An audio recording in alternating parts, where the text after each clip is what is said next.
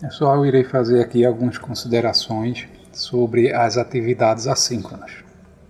Então, para vocês terem uma ideia da correção e da nota de vocês, né, eu fiz aqui essa tabela de pontuações. Tá? Então, cada atividade terá uma pontuação máxima de 50 pontos e uma mínima de 30. Só que essa mínima aqui de 30 não se aplica no caso de atraso ou de quem nem tentou fazer a atividade, certo? Então, essa pontuação máxima é no caso de você acertar todas as questões, né, todos os itens da atividade assíncrona. Por item errado é subtraído 5 pontos dessa nota e é subtraído também 5 pontos dessa nota por dia de atraso, sendo que esses dias de atrasos aqui ele não obedece esse mínimo de 30, né? Então, se você passar, por exemplo, de 4 dias aí de atraso, a sua nota será menor do que 30. E também eu considero erros de escrita ou falta de desenvolvimento, né? Eu vou falar sobre isso logo em seguida. E aí, para cada erro ou falta de desenvolvimento, é diminuído aí 3 pontos dessa nota, certo? Então, essa tabela aí é para vocês se basearem de como eu faço as pontuações das atividades assíncronas. Falando um pouco sobre a escrita correta. A maioria dos erros que eu encontrei nessas atividades de vocês é sobre o uso, por exemplo, dos parênteses, em que vocês calculam integrais aqui onde você tem somas e diferenças e não utiliza parâmetros. Essa escrita aqui na matemática está errada. Isso aqui não existe, certo? Isso aqui está completamente errado, está fora da definição do integral, certo?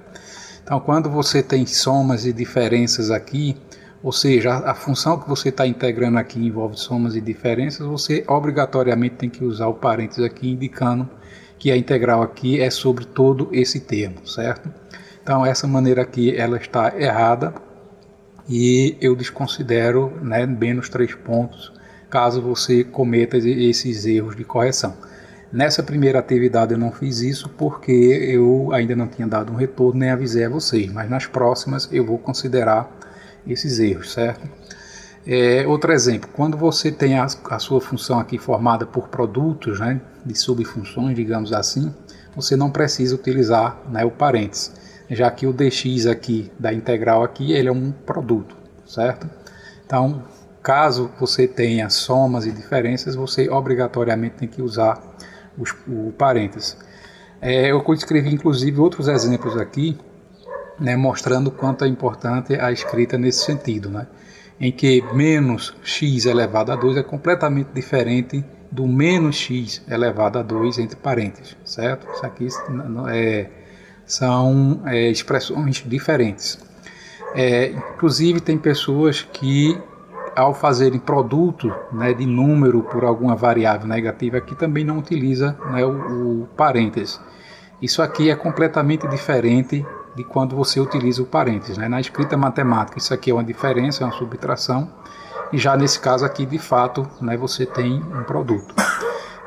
Claro que esses erros de escrita, né, não se aplica só ao uso de parênteses, chaves, colchetes, e sim de um modo geral, certo? Então eu exijo na resoluções de vocês a escrita correta da matemática. Eu só coloquei aqui o exemplo do parênteses, que foi o que eu encontrei na atividade de vocês, e que foi onde esse erro aqui foi o mais comum, certo? Então a escrita da matemática, o rigor matemático eu exijo nas minhas soluções, certo?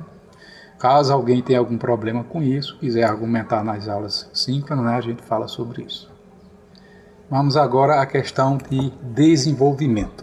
Então eu fiz aqui uma integral só para exemplificar o que é que eu quero no desenvolvimento de vocês. Por quê? Algumas pessoas pularam etapas nas atividades. Nessas atividades assíncronas, se você pula a etapa, eu vou considerar 3 pontos por etapa pulada, né, que deveria estar escrito. E na avaliação síncrona eu posso desconsiderar a questão completa, certo? Então, como exemplo aqui, eu fiz a integral de 0 a π de seno à quinta de x. Então, daqui para aqui, o que foi que eu fiz? Eu escrevi seno à quinta de x como sendo seno ao quadrado de x ao quadrado, que vai dar seno à quarta, vezes seno de x, que aí vai somar o expoente da seno à quinta, né? Então, eu transformei seno à quinta nessa expressão aqui. Tá? Então, é completamente compreensível quem está observando aqui o que foi feito dessa igualdade para essa, certo? Então, daqui para aqui é muito fácil você observar que eu fiz a substituição trigonométrica de seno ao quadrado de x, que é igual a 1 menos cosseno ao quadrado de x. Isso aqui também está bem claro. Dessa igualdade aqui para essa, eu fiz uma substituição. Quando você faz substituição, você deve expressar corretamente qual foi a substituição que você fez e também expressar a derivada dessa substituição, né, para poder fazer todas as substituições na sua integral. Inclusive eu fiz aqui também a substituição do intervalo. No meu caso eu não gosto de voltar à substituição, eu prefiro modificar o intervalo e eu já falei que isso aqui depende de cada um. Nesse caso aqui o seu intervalo vai de 0 a π, sendo que o cosseno de 0 aqui da substituição é igual a 1 e o cosseno de π é igual a 0. Então aqui o intervalo mudou de 1 a 0, certo? E aqui a expressão, né, modificando aqui o cosseno sendo igual a u, e da substituição a gente tem que o du aqui vai ser igual a menos seno de x dx. Eu tenho aqui o seno de x dx, né, o sinal de menos veio para cá. Então, dada aqui a substituição e o que eu fiz aqui é completamente compreensível como se deu essa substituição, certo? Então não precisa detalhar mais do que isso, mas isso aqui é o mínimo, né, que se deve fazer. E daqui para aqui, o que foi que eu fiz? Coloquei o sinal de menos aqui para fora e desenvolvi 1 menos o ao quadrado, né, que deu essa expressão toda. Né? E observe que já aqui eu estou utilizando o parênteses. Daqui, nessas três igualdades aqui de cima, né, eu não utilizei o parênteses na expressão toda porque são produtos, certo? Nesse caso aqui você tem uma diferença que é multiplicado por um termo aqui fora, né, tem que ter o parênteses e além disso é elevado ao quadrado, né? Mas eu não usei o parênteses fechando isso tudo aqui. Já nesse caso aqui sim, porque eu tenho somas e tenho diferenças, certo? Então esse meu du aqui, né, ele está fazendo o produto aqui de toda a minha expressão aqui que está sendo integrada, tá? E daqui para aqui o que foi que eu fiz? Fiz as primitivas, né, já que eu tenho um polinômio aqui, eu posso utilizar, né, aquela regrinha da variável elevada a uma potência diretamente. Foi o que eu fiz aqui. E dessa igualdade para essa daqui, eu substituí o zero. Nesse caso aqui, eu poderia ter feito detalhadamente, inclusive até aconselho vocês fazerem isso, mas eu fiz aqui o mínimo que eu exijo, né? Como o zero aqui ele vai zerar todos os três termos aqui, eu não substituí, eu substituí só o 1, né? E já fiz diretamente o jogo de sinal da fórmula, né? Então aqui ficou menos, né, 1 sobre 5, né? Aqui era mais. Aqui que era menos ficou mais e aqui que era mais ficou menos, né? E ainda repeti o sinal negativo que está lá fora. E depois que eu fiz aqui né, o mínimo dos denominadores aqui, fiz a soma e diferença de frações, né? E no final foi que eu fiz o jogo de sinal, né? Você pode olhar que é como se eu tivesse pulado uma etapazinha aqui dessa aritmética, né? Que daria menos 8 sobre 15, só que eu já fiz diretamente o jogo de sinal com menos aqui fora e já escrevi aqui. Então, quando uma etapa ela é muito simples, muito trivial, aqui é coisa de ensino fundamental bem básica, você pode pular assim, certo? Só que o que eu fiz aqui foi o mínimo para se entender como a integral foi resolvida. Né? Agora, se você chega lá, por exemplo, aconteceu nessas atividades, teve gente que chegou aqui na substituição e não substituiu. E mesmo estando isso aqui correto, eu não considero, porque deu preguiça, né, de fazer isso aqui e chegar ao resultado, né? Então não tenho o que considerar. O desenvolvimento ele tem que estar completo e as etapas elas não podem ser puladas, elas têm que ser feitas aqui, né, detalhando-se, né, o que é que a gente faz aqui de uma igualdade para outra, que foi o que eu fiz aqui. Isso é o mínimo que eu quero quando se resolve uma integral, por exemplo. Isso aqui vale, né, para limite, diferenciação, enfim. Certo? Então isso aqui é um exemplo que eu deixo aqui para vocês de como vocês desenvolvem, né, um cálculo desse aqui de maneira completa, né? Então se você pular qualquer uma dessas etapas aqui, você vai perder pontuação. Se você fizer isso na minha avaliação síncrona, eu posso cortar a questão inteira, certo? Então tome cuidado com isso, né? Eu sou exigente na escrita matemática, porque vocês não vão depender só do conhecimento de cálculo em si na profissão de vocês. Vocês têm que saber escrever também, tá? Outra coisa que aconteceu foi em relação a imagens invertidas, tá? Nessa primeira atividade eu aceitei, porque eu ainda não falei sobre isso, mas nas próximas atividades mandem as imagens apenas na forma correta aqui da leitura, em pé, né, que a gente fala. Não mandem nenhuma imagem de lado ou de ponta cabeça, que eu não vou corrigir.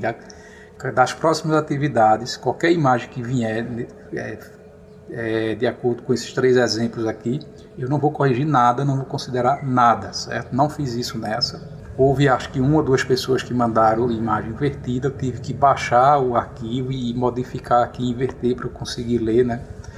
Então eu não vou estar fazendo isso direto, certo? Fiz isso só nessa primeira atividade, nas próximas eu só aceito, né, as imagens em pé.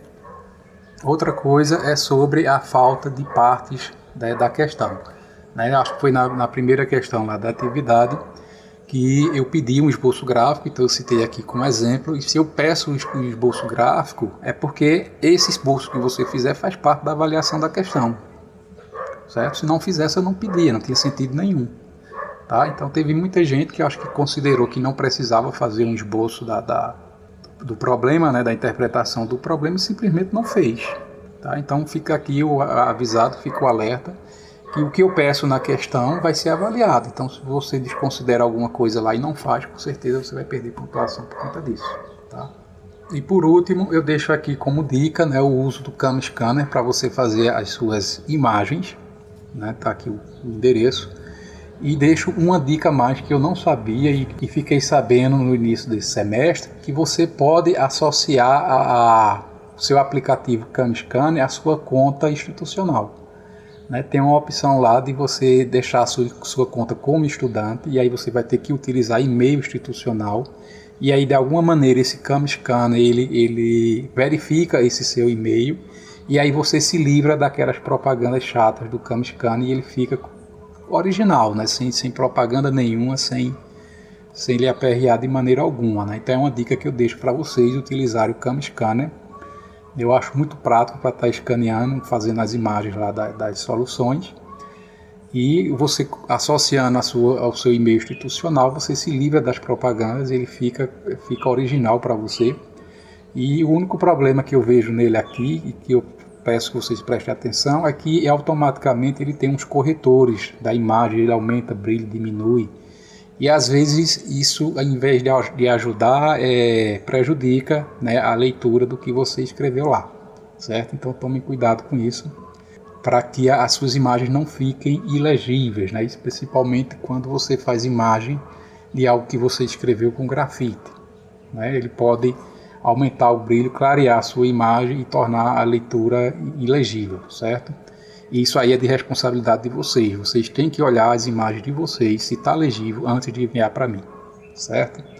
Então fica aí a dica. Esses são os principais tópicos que eu queria mostrar para vocês. E para vocês terem uma ideia de como eu corrijo e o que eu considero e desconsidero das soluções de vocês. E para que nessa próxima aula assíncrona, esses probleminhas não aconteçam, certo? Então fica aí o aviso para vocês. Obrigado.